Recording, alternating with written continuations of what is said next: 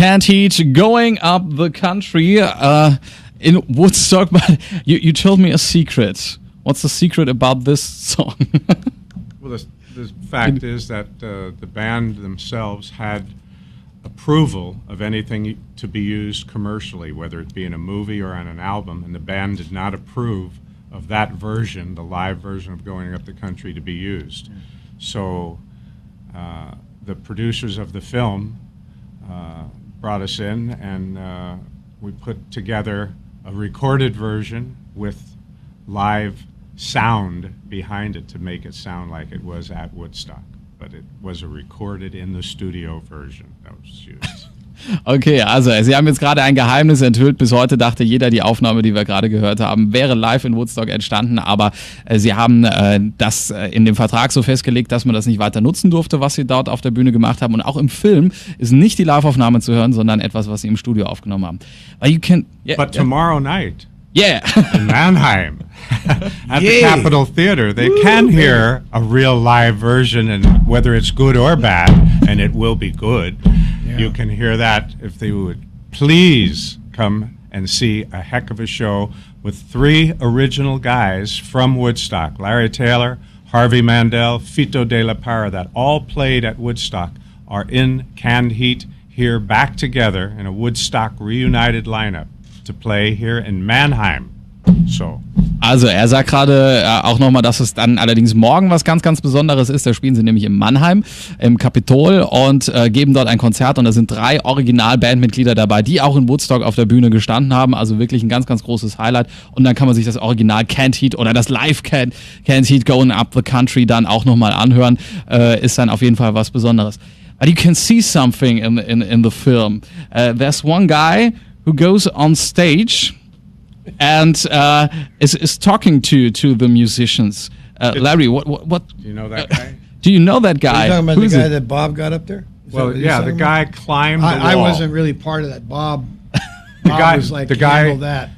Climbed the wall. He had hitchhiked from Dallas, Texas. Okay. And he had a month earlier, when Canned Heat played in Texas, the Bear, Bob Haidt, had taken his big leather vest and thrown it into the audience. This guy caught it. Okay. He hitchhiked to Woodstock to return the vest. Climbed the wall, jumped the gap between the wall and the stage, and security was ready to throw him off, and I saw he had the vest. I said, no, let the guy go, let him go. Yeah, and he almost tackled Bob into the drums, and then he stood there, and Bob let him sing with the band, and he picked a pack of cigarettes out of Bob's pocket, lit 2 cigarettes, one for himself and one for Bob, and stayed there for almost the rest of that song. Also das ist natürlich eine super lustige Geschichte. Also jeder, der den Woodstock-Film gesehen hat, hat vielleicht auch gesehen, dass wir als Canned Heat gespielt haben, so ein Typ auf die Bühne geklettert ist und sich auf einmal mit denen unterhalten hat. Und ich habe es gefragt, wer war das denn bitteschön? Und jetzt haben sie mir erzählt, dass das also jemand war, der Wochen vorher schon bei einem Konzert dabei war. Und Bob, der Sänger, hatte damals eine Weste von sich ins Publikum geworfen, und dieser Typ hatte die damals gefangen. Er ist extra nach Woodstock gekommen, um diese Weste zurückzugeben, und sie hatten ihn dann praktisch erkannt, und deshalb durfte er hoch auf die Bühne. Jetzt ist dieses Geheimnis auch mal geklärt, um tatsächlich diesen Typ, der da hochgeklettert ist. So, tomorrow you play in Mannheim, and if you hear songs like Going Up the Country and Let's Work Together, the real big hits, you played it, I don't know how often since or in your career. Do you still love these songs, or what's your relationship to the songs when you play it? What's in your mind then? Well, myself is a memory of Alan Wilson. Yeah. Who sang the songs so great. It'll always be in my memory all my life. And there will be nothing ever to be like that ever again, as far as I know. It's like Michael Jackson. Never know nobody like Michael Jackson. Well, never nobody like Alan Wilson. Yeah. There you go. Yeah, I mean, Alan sang the 2 biggest hits for most of the world, Going Up the Country and On the Road Again. The biggest hit in Europe was Let's Work Together, and that was Bob. And because Bob was the front man of Canned Heat, that's a lot of people remember Bob. But in fact, Alan Wilson was one of probably the most creative guy in Canned Heat, as far as I was concerned, in looking at it. I mean, musically, he was the real culprit of the music, the real center of the sound. And looking back, if you really look back, that's what you see.